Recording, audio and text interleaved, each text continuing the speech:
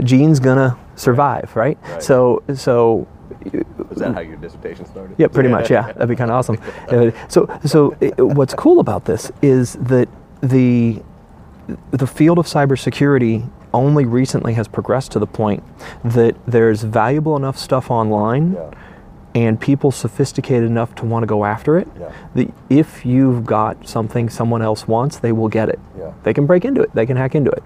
And be it manipulating the public's mind around an election to try to influence the outcome of an election, that's a cyber issue. Because it's a nation state organized with an objective in the digital ecosystem. So cybersecurity is a lot more than just trying to penetrate and steal stuff. It's about all elements of the digital ecosystem. And so our job has to be to survive through the fight. So let me ask, because I think I know the answer. That's generally when it's dangerous. How much of a hard sell was it to go and say, our security can't be centralized. We actually have to push this out to the edges of the network and then allow the machines to begin to help us figure out. It's almost an impossible sell.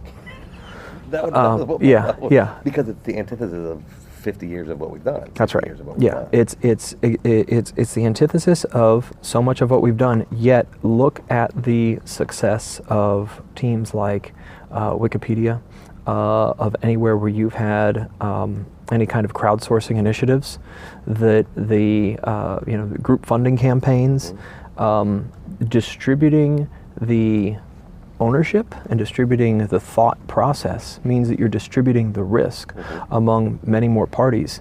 The challenge is the platform to do that on. That's what we've built. We've built that platform. But emergent networks, that's what we do. Yeah, that's what our platform is. Our platform is a risk intelligence and sharing. It's a digital risk platform. It does risk information, intelligence, sharing among different members of your ecosystem. So you're using machine learning as that second layer? Yes. After the only way to process this amount of data is with machine learning. Did you do that at the federal government, like at home, like when you were at the White House? Is that? No, that was from my doctoral work. So I'm assuming each system has to be trained individually, or are there certain kinds of vulnerabilities that you're like, these are replicated in the... Here's the cool thing. We're really only getting compromised in just a few different ways. And it's been the same way we always have been. We're using old passwords, we're reusing the same passwords, we've got unpatched vulnerabilities. Or somebody clicks on something. Yeah, exactly. Phishing, somebody clicks on. So there's very few vectors. Everything else are just variants of that story. Right. If I sit here and I tell you a story about how to influence a political campaign, but it's still a cybersecurity element, all of a sudden, wait, that's not any of those 4 different things that we just walked through.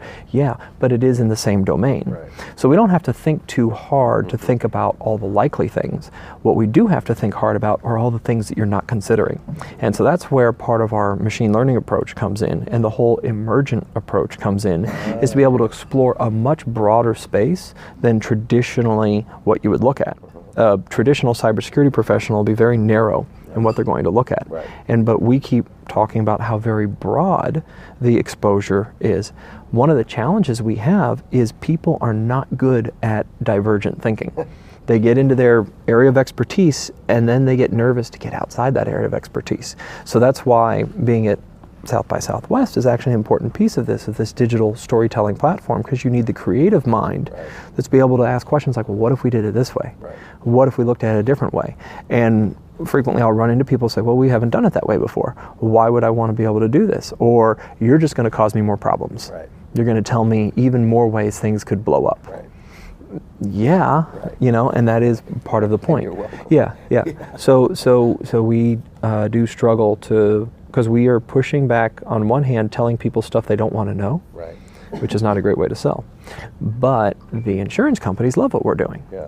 Because now we're able to highlight all the different reasons that that your insured entity could have concerns. Right. And so you can then help secure them, make sure that it's in there, make sure your clauses are correct in your contracts. Yeah. And once the ability to have that foresight of possible losses shows up, it's then a liability. Right. And now you have to do something about it. Right. So that's where financial institutions and others are interested in what we're doing. I think that IT, I just know the IT people that I work with, I see them cringing as you coming in and saying, like, we're going to take your central control and we're going to, you'll still have an oversight.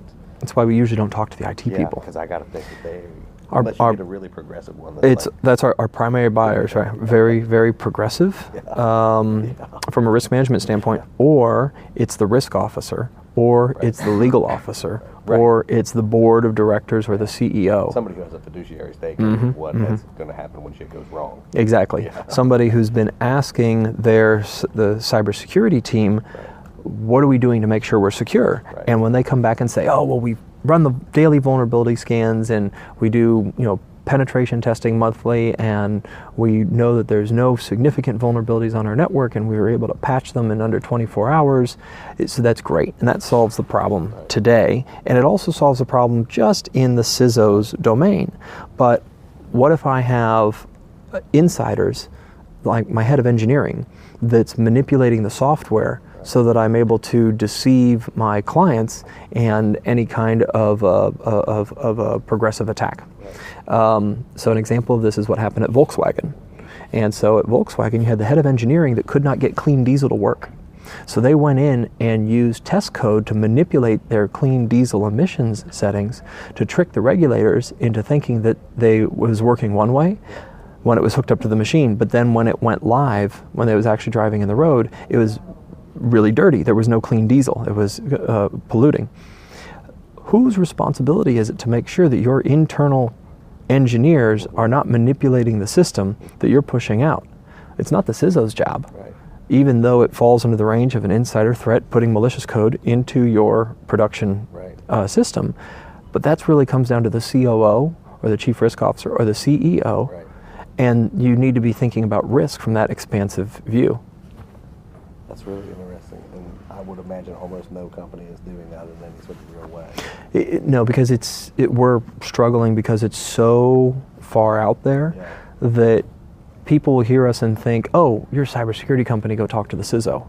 And we're not friends of the CISO because we're telling them all the problems that they have. Yeah, we're friends of the people that are asking your security officers, are you doing everything that you should? Well, it's interesting too because, so I grew up in the time of Captain Crunch, and I was online in the 80s. Yeah, 2600, that was what you did. You had 2600, Mondo 2000, and I was having this discussion, this is really what security and privacy is. I grew up knowing that it was about the social hacking, and that you needed to worry, you can make a system secure. Take it off the internet. You can make it secure. Right. But what you can't ever do is make the social part of that. Right. That's right. That all you got to do is find one person. And so this